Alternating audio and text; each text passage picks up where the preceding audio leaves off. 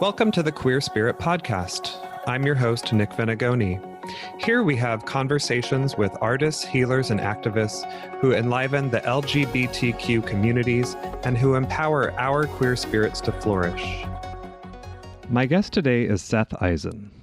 Seth is a San Francisco-based artist, writer, director, dramaturg, archivist, and educator who engages the LGBTQIA plus history as a living, breathing dialogue by researching lost legacies. His transdisciplinary aesthetic combines physical theater, dance, ritual, puppetry, drag, circus, installation, and video art. For 25 years, Seth has staged performance pieces, original plays, street spectacles, and installations, and has curated and appeared in numerous collaborative projects created with other Bay Area artists. In 2007, he created the ensemble-based theater company Eye Zen Presents, that unearths and elevates the lost and hidden histories of queer ancestors so that we can better understand our lineages and ourselves. The company's mission is to share queer cultural legacies with the general public and provide space for our local QTBIPOC and LGBTQIA plus communities to gather and be in creative relationship with each other. In our conversation, Seth shares his path of creativity through his youth to becoming a performer and producer. We talk about why he began focusing his work on queer ancestors and how he brings these histories alive in the present day. Find Seth's production company at eyezen.org. That's EYEZEN.org. Hi, Seth. Welcome to the show. Hi, Nick. Pleasure having you here. Thank you. It's exciting. I've been listening to some of the other interviews and very excited about what you're doing. So, Seth, I was wondering if we could start out by having you tell us the story of how you first got involved in the visual and theater arts. Oh, yeah. Sure. Wow. First involved as in teenage years or beginning of time? As far back as you want to go. Okay. Well, it's interesting. I think the thing that's coming to my mind is like a question. My friend Julia, I'll bring her up a few times because she's in a picture right above me and she watches over me. She asked me a question actually once to talk to a group of people about when was spirit first in my life. And I think it's kind of like there's a connection there that I just made by you asking that question. Because I was thinking about how when I was a really young kid, like probably 6, 7, 8, 9, 10, I used to have this corner in my room and it was sort of like my creative space. And when I was younger, I would open the drawers of the bureau and I would just start drawing inside the drawers. So it was like making, but no one saw it. And then it started expanding into like the corner of this room. It went from the bureaus to the corner. And then I was like arranging objects on the shelves in the corner. And I realized that was like my first altar. And then later on, as I got older, I started recording things. Like my dad gave me a tape recorder and I started telling stories. And so it's interesting when I think about that corner, I go, right, that's sort of where my spiritual practice began of making altars. That's where, I can first really remember myself drawing something that was special to me and connected to that sort of secret place in my room. So anyway, working alone in my room, was a way that I could sort of get away from the chaos of my life growing up and, bring some peace into my environment because it was very chaotic, the environment I grew up with. I had an older brother who I shared the room with, so I had very little sort of private space. And I think I was very creative I know that I was very creative from a young age, writing poetry, doing art. And then as I, became a teen, it was like I started drawing and painting and watching people on TV perform and going, there's a pull for that as well. Anyway, it led me to go to art school. I went to very traditional art school for painting, drawing, sculpture, printmaking in Philadelphia. It was like the first art school in America, very kind of like Beaux-Arts style. And then I could tell like by the end of that, I was like breaking out. I was doing like bookmaking and photography, all these different things, installation. And then I went to school for performing arts at Naropa University. I don't know if you know about that place. It's a small Buddhist-inspired college in Boulder, Colorado. So long story how I ended up there. But yeah, so that was at least the beginning of my education. Went to grad school and stuff like that. But yeah, so that's kind of how it began. And, you know, there's like a passion for making things, building things, creating environments for people to interact with. They were less static. They were more like interactive. And then, you know, doing theater and dance in college, and then came to the Bay Area in my mid-20s and was very much involved in the Buto community. So Buto dance, if you don't know, is a form of Japanese dance that happened around the late 1950s, 60s, and, you know, came to the West as well. And it's a very, I would say it's also kind of like a cross between spiritual practice, martial arts, and dance. And so there was a lot of like sacredness in that, you know, awe of the world, of the universe that we're living in, and sort of like bringing that into the body. Anyway, doing solo performance, working in other people's, you know, being a performer in other people's work, making a lot of work myself. And then I was in a circus company, Keith Hennessy's company, Circo Zero, for a bunch of years, made a bunch of shows in Europe and here and toured stuff. And then in 2007, I started my own company, Eye Zen. So great. And I've noticed on your bio that you wrote a little bit about your work with puppetry, and it's interesting to me because I think a lot of people just think of puppetry as like something for kids, you know, like Sesame Street or something like that. But I'm curious to know more about that. And also, like, the way that I've seen puppetry used, especially outside of strictly for children, is there's something about puppetry that engages the audience more. And I'm not sure, like, I think that often puppets will break the fourth wall sometimes. And so there's a way that they draw you in. And so I'm just curious to hear more about how that came about for you. Yeah, it's interesting. I mean, I don't think it was a thing when I was a kid. At least I don't remember any instances where like I had puppets or things like that. It was more object oriented. And I think it's remained that. It was like, how can you play with something? How can you take something inanimate and bring it to life?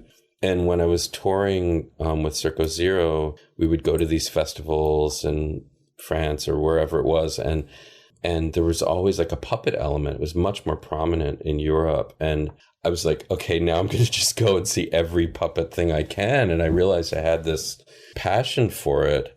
So yeah, I started taking an interest in that I'd say in the late 90s, and started practicing and doing some workshops. And, you know, and there is a relationship too between, I think, the Buto that I was doing, because it was so kind of weird, and you know, the movements could be very unusual. So like moving an object in that way seemed very natural to me.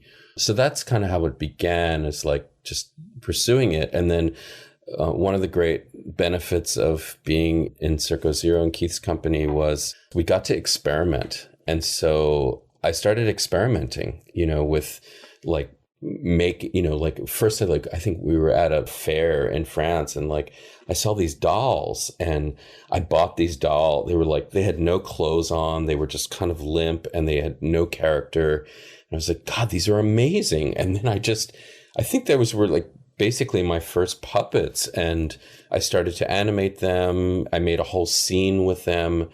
I don't know if I really want to talk about the scene, but it appears in one of the shows where I become a baby and an alchemist. And so I play the baby, and then I'm having babies at some point, and then I'm ironing babies. And unfortunately, I get remembered for that when people have seen that show. It's kind of a bummer. But, you know, it led to kind of working with storytelling and seeing how that can transform. And I think really the first puppet I made was dedicated to this queer ancestor who I discovered while I was at Naropa. His name was Isan Dorsey, and he was the abbot of the Hartford Street Zen Center. And before that, he was a drag queen in San Francisco, and had this illustrious life in the North Beach scene, and toured, and had a whole life with addiction. And after a tragic car accident where 4 of his queen mates, who were on tour with him, died, and he was pretty screwed up, he started to become really interested in Buddhism, and really transformed his life and got clean and sober and so forth. So I made this puppet based on, he was also a chef, and using a rolling pin because he was a chef. And I made one part of the rolling pin his drag queen self. So that part performs a drag number that I sing, and then it flips around at one moment, and then does other things as a monk. And then at the end, the whole thing comes apart. So it's sort of like starting with this symbol. My work is so much, grounded in symbolism and using objects as symbols for other things or metaphors. And, this idea of rolling and cooking and transforming oneself was really fascinating to me. So at the end, it all kind of comes apart. All the pieces come apart, and the audience gets to see it, kind of the head sort of floating away, the body's floating away. That puppet really got me hooked, because I got to perform it for the Zen Center and for his anniversary of Maitri, which he started, one of the longest running AIDS hospices and the first, I think, Buddhist AIDS hospice. So yeah, it's been it's had legs on its own to kind of expand. It's this beautiful piece that I made, and musically with a collaborator, Sean Fite, and we created it, the musical part of it together. So it's a really sweet thing. So that was kind of the beginning of how I got into it. And that sort of led me to oh, right, puppetry is this way that people can kind of come closer, in a way, just like radio intimacy, right? We're talking, I can hear your voice really well. It feels like we're in the same space together. So we're kind of close up. And I feel like puppetry does that. It brings people into this tactile intimacy that usually when you're watching performances on a stage or in a proscenium, you're seeing things from a distance. But puppetry really lets you zoom in to what feels like something tactile. Yeah. And I just brought it up because as I was reading that, it made me reflect on, the pieces of yours that I've seen, whether they be on theater stages or out in public spaces. And, remembering the ways that you've used, puppetry or objects as puppetry, but then also the way that, especially with the queer ancestor work, that those ancestors, it's almost in a way that you're using them like puppets because they're interacting with the audience in the way that a puppet often does, in a similar way of breaking that fourth wall. They're not just monologuing, but they're engaging with us, which to me draws me in more as a viewer. And, I'm not just consuming something, I'm engaging with it too. That's interesting. I hadn't thought of that. I hadn't thought about that was your experience about queer ancestors and how we work with queer ancestors and their stories. Yeah. So I wonder if you can share more about what inspired you to start making these performance and theater works revolving around queer ancestors. Sure. I think I started to make connections this summer. I had some anniversaries this year, that was oh, right, thinking back to just, reviewing life as we do when we're aging, right? Oh, right, what did I live? How did I get here? And where did I come from? Where am I going? What meaning does it have? But, I came to the Bay Area in 1994, and I knew I wanted to be here, both because I wanted to be near my brother. I had an older brother who was 6 years older than me. We were very close. And, it seemed like San Francisco seemed like such a great place. I had visited here, and I was I heard there was a performing arts scene here. And My Buto masters were here. There was like so many different things I felt like I was coming for.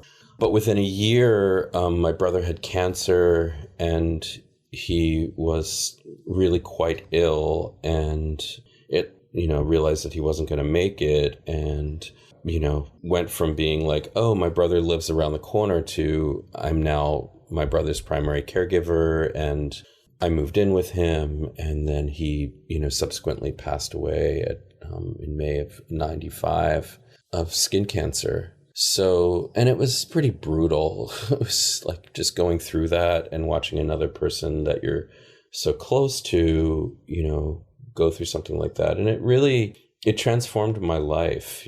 I think I was very focused on like myself. I mean, we all are, right? But I think before that, I was really thinking about like, how do I fit in the world in a different way, whereas something about caring for him, this person who I really love, I don't know, it set something off in me. And I realized that I had a gift for it, like caregiving, that I not only wanted to be there with him, like it just felt natural to me, like, okay, I'm going to make you comfortable as much as we can to go through this experience. And that really led me to just in kind of connecting the dots. It's like after he died, I created a memorial for him, brought people together in different ways. And I was like, oh, wow, this is like ritual, which is really what has been, lifelong passion of mine. And I realized, at some point that, he's kind of my first queer ancestor. And that what I was doing was kind of memorializing, or honoring his life. And there's something that felt like there was a synergy with that. Although I've never really directly made a piece about him. I've made a little bit of solo work about my relationship with him, but I've never really made a full-on theater work about him. I feel like he was one of my biggest influences because of having the opportunity to go through that experience of death and dying with him. And that led me to, both work with people who were, critically ill and death and dying for a bunch of years, both as an artist and a volunteer and organizing volunteers and doing caregiving, but mostly as an artist in communities with people with HIV, AIDS, cancer, etc. And so like there's something about that vulnerability and being in creative space around that vulnerability that also kind of brought me back to like, oh, right, the kind of like the meaning of like, how did you get here? What is the meaning of your life and how can I be of service? And I feel like my prayers a lot at that time was like, okay, I've got all this talent, like give me something to do that's going to be useful. And I feel like, doing that work was really the first step of the Ancestor work, because I was then getting to meet all of these people who then would pass away. And then I was making memorials for them or, creating community around them to make a memorial.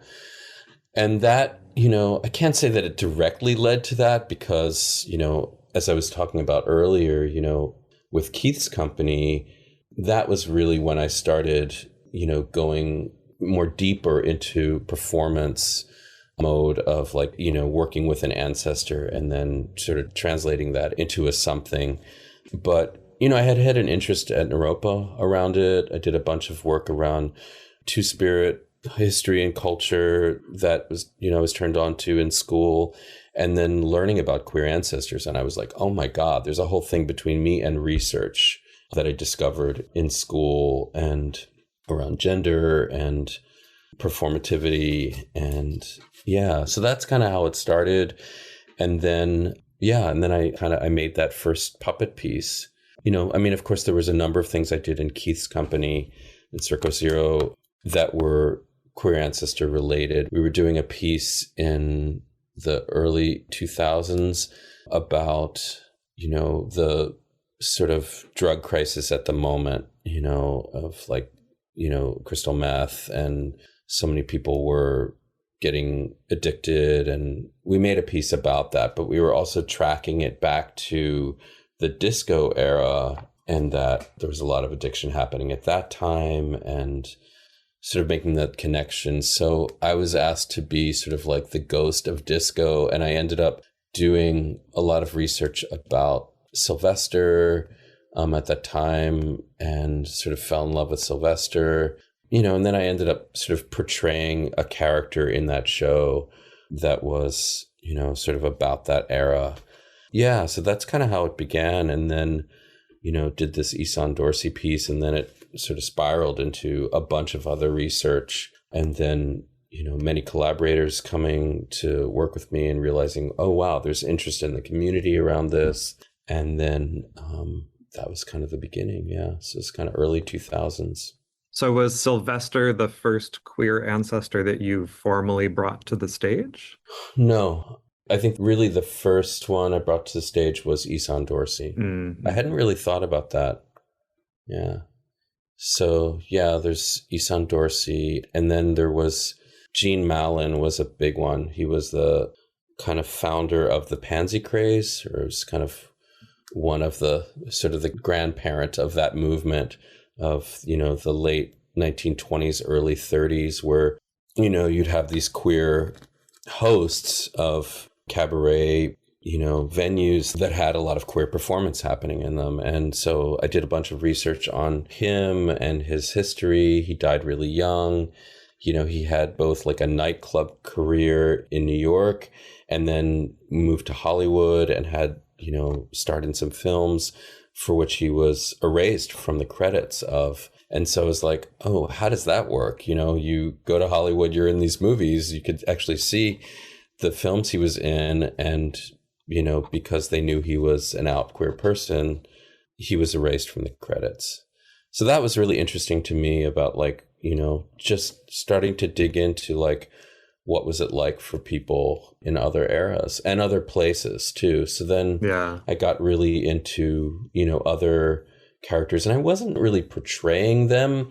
I was using the character Gene Mallon to tell those other histories in that very first show. So it was sort of like the histories of these people like Isan Dorsey and Klaus Nomi and Danny Kaye, but through the eyes of Gene Mallon, because Gene was sort of the main character. So it was a show really led by Gene Mallon. And then Gene was like, and look at all these people who came after me. Mm-hmm. So I got to sort of tell some of those stories. I want to pause briefly and invite you to join the Queer Spirit community. This is a new private space, free from the distractions of our previous Facebook group. Here we can gather together in a virtual community of our own co-creation to continue discussions on the topics from the podcast, but most of all to connect with other queer folks on a spiritual path. To join us in our new space, simply go to queerspirit.mn.co. That's queerspirit.m as in Mary, n as in Nancy.co. You can also find the link in the show notes. Okay, now back to our conversation. So speaking of the people who came after, can you talk a little bit about your more recent projects with Out of Sight and FabLab and tell our listeners a little bit about what those have been like? Yeah, sure. So the Out of Sight project was kind of a dream project at the time, like in 2016. I was just coming off of making a show about one of my mentors, Remy Charlap, who was one of, he's Merce Cunningham Company's first male dancer. And, he was a pretty well-known children's book author. And I got to be very close to him and then work in his archives and create a whole show about him. I then, after that show, was like, what's the next project going to be? And had, done a number of shows about queer history. And I was like, right now, it's like, it seems like the only people who are coming to these shows are theater goers or people interested in the particular character. But it felt like there was a lot of people we were missing, that would just not go to the theater. So that's when I was like, what would it be like to bring the stories to the people, to audiences? So that's kind of how the Out of Sight project started, was like a dream of what it would be like to bring these histories. And that coincided with this study that was happening in a couple big cities through the National Park Service, I think funded it during the Obama administration. And it was a study to sort of look at, it was the LGBTQ historical context statement that looks at different neighborhoods of San Francisco and the queer histories that happened in those neighborhoods connected to those spaces. And I was like, boom, there's a whole lot of history that I don't know here and that a lot of people probably don't know that merits, more research and really digging in. So that was the beginning of the Out of Sight project series that we've been doing, which is to going into specific neighborhoods of San Francisco, starting with North Beach. And then we did South Market, and then we began in the Haight that we're continuing next year. Yeah, and it was really like figuring, starting to like talk to the neighbors, talk to, people who knew the history, who lived the history. This is when we began really getting serious about doing oral histories as well. I had done a bunch of them with previous shows, but then they just really started to like build and starting to build the shows off of the queer histories or inspired by the oral histories and the research that we were doing in archives, and then bringing those to life. So working with collaborators, visual artists, dancers, actors, and the like to, bring these stories to life, at the spaces where they happened. And there's a kind of a synergy that happens when you take people to a spot and immerse them in the history and have the queer ancestors speak from their perspective, and they're not reenactments, they're interpretations of the history, right? Yeah. Yeah, but I think there's something really powerful about standing where those people probably stood and seeing, depending on how much the architecture and the geography has changed, but seeing approximately what they saw and being in their environment, and then again having that interactive experience where there's no boundary of the stage, there's no boundary of where the audience can be. That's just like they're right there with you. It's almost like you're meeting them at a party or something like that. Yeah, and there's a lot of magic that can happen there once, it's not exactly like channeling, but it's like there is something really magical that happens when they show up. And we sort of discovered that in the process. Like one example was we were working on the history of Jose Sarria, and we had Land O'Lakes performing as Jose Sarria, which was, just such a gift and an honor to work with her and bringing that history to life right in front of the Black Cat Cafe in North Beach, where that history happened. And then it occurred to us, through talking with my dramaturg at that time, Brian Freeman, was saying, right, and Sylvester was just up the street at City Disco. And then we were like, oh, right. Like, it doesn't have to necessarily even be in front of City Disco. It's like the audience could actually just turn around and see Sylvester appear, like 15 years pass, and, here we are, and it's 1978, and he's, Sylvester's a megastar. So our performer who was performing Sylvester in that show, JP, who's just like this amazing performer, is singing on this median right on Columbus Avenue, like right, so it was not the spot where, I'm sure he walked on that street, but like, but it was the neighborhood that he was in, decade later, and then we're right next to the Church of Scientology. So it's like something about the magic of the environment coming to life, and buses going by and tourists going by and people walking by and cars stopping, and this queer history just kind of happening right in front of you, so that people get a lived experience of it. And it was the first time it really clicked for me that it's like, it's not just about the built spaces that we bring the histories back to, but it's sort of like the spirit, the queer spirit of the people in those neighborhoods, speaking to us about like what it was like, or singing to us about, who they were, where they were at those, during those moments in history, and how they're still with us, their spirits are with us. And then with FabLab, you take the interactivity to another level, right? Yeah. I mean, the FabLabs sort of started, they kind of happened as an offshoot of some of these programs. It's like the way it actually started was during auditions. And I was like, I hate that cattle call auditions where like, it's like one person at a time. They kind of come in and it's like, read your line, and it's so boring. And you really don't get a sense of a person. I mean, you can see what people bring in, but oftentimes people are nervous or whatever. And I'm like, the people who were showing up for these auditions were like fabulous people, humans, like whether they were, had skills in acting or whatever or not. It was like they were bringing so many gifts. So it's like, what would it be like if we just had, turned this into kind of a workshop, and like brought out the queer history and then let people play with it?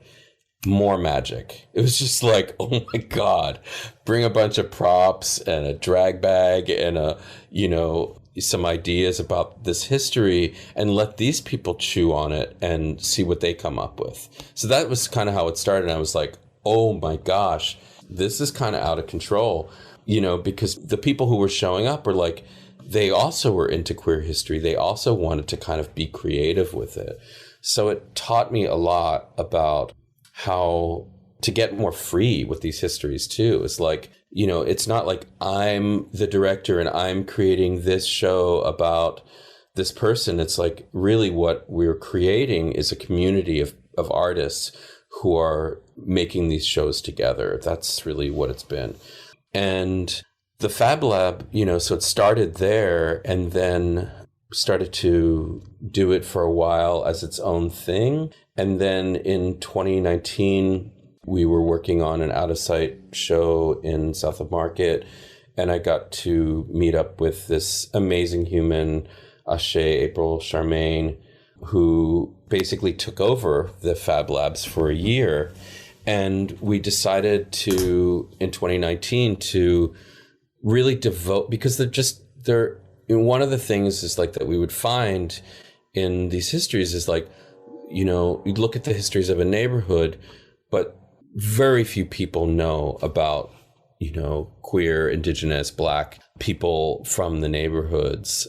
So trans lives are erased. Oftentimes people of color just don't get written about in the history books. So there's like the research was really difficult. So I'm like, how can these projects actually feed into each other?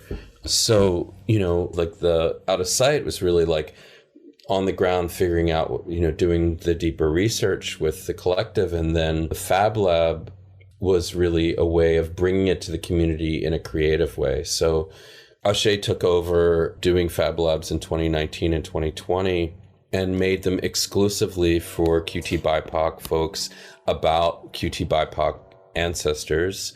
And that was very successful.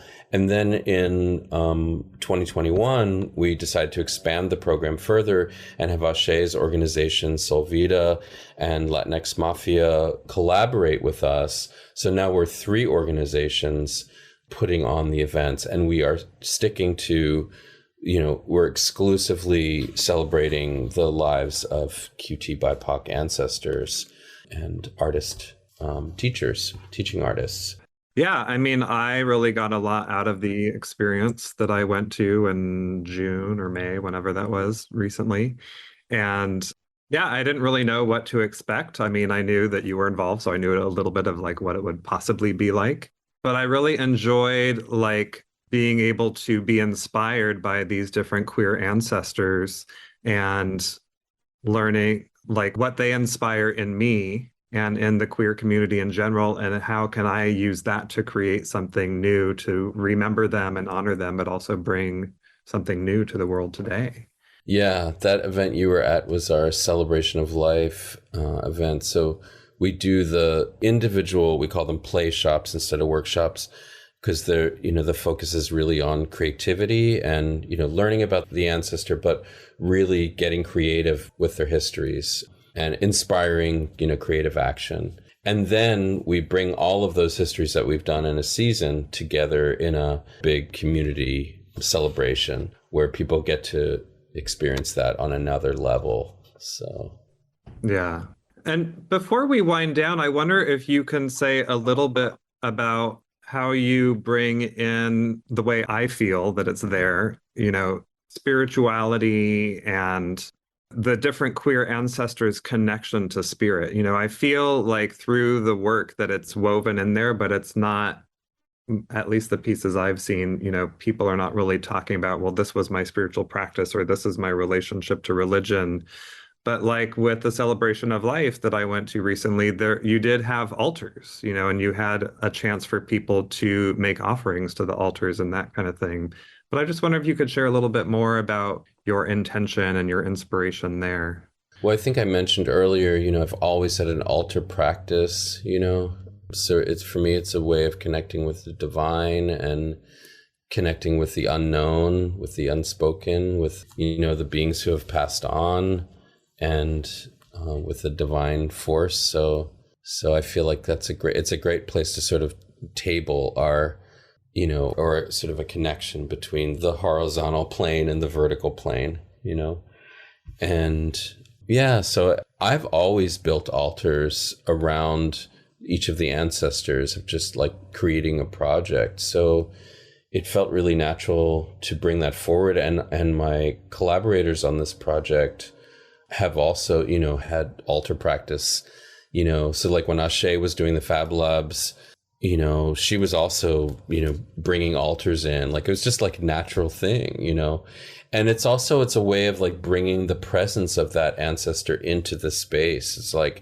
we're seeing them, we're honoring them, it's as magic as you want it to be, or it feels significant for you. But the spiritual practice that we're doing is creativity, is getting into our creativity inspired by them, inspired by their lives. And I think that in and of itself as a spiritual practice is really powerful. So many unexpected things happen by, drawing a line of like, okay, this is sort of like who I am and where I am and where my knowledge base kind of goes. And then you kind of offer it up and go, okay, how do I expand beyond what I know? So the altar sort of provides that kind of way of an entry point for allowing the creativity to be a spiritual practice. Does that make sense? Yeah, definitely. And I did note when you first started talking about when you were a kid that you had a kind of altar space. And, it's interesting now that I'm thinking about all that we talked about today, like the way that a puppet stage can look almost like an altar and the way that a theater stage can be an altar. And it's just a way of, as you talked about, using objects as puppets and using, altar objects as puppets or as just part of theater. I'm seeing the connection. Synthesis there. Yeah, I'm so glad because it's a really important part of me. Like it used to be that people would come over to my house and be like, is this a coffee table or is this an altar? I'm not sure where to put something down. Where do I put my keys? But yeah, it's like altars are very important to me personally, and they really help me with what I don't know and what I can't access, and it creates space for that. Yeah, I also think that it's important to play with blurring the boundary between the sacred and the mundane, right? And that, especially with organized religion, there's been this firm boundary around like, this is sacred and this is not sacred kind of thing. And I think that there's a way, especially as queer people, we can queer that boundary, that something can be both sacred and mundane. Your pencil can be a writing implement and it can also be a wand. The coffee table can be a place to put your books, or it can be a place to do ritual and have prayer, right?